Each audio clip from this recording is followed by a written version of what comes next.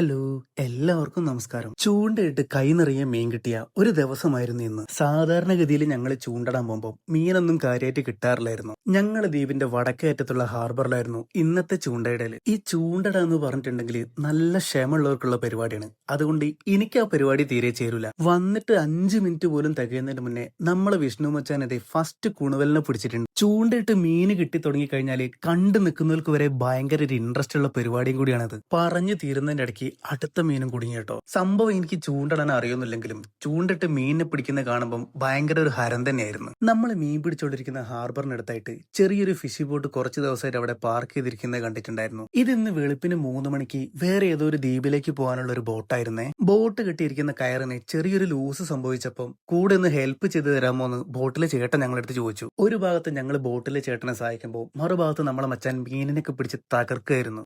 ഈ ബോട്ടിൽ എന്നെ കൂടുതൽ ആകർഷിച്ചത് ഈ ബോട്ടിന്റെ ഏറ്റവും ഹൈറ്റ് കെട്ടിയിരിക്കുന്ന നമ്മളെ ദേശീയ പതാക അങ്ങനെ കാറ്റത്ത് പറമ്പോ വല്ലാത്തൊരു രോമാഞ്ചം തന്നെയായിരുന്നു.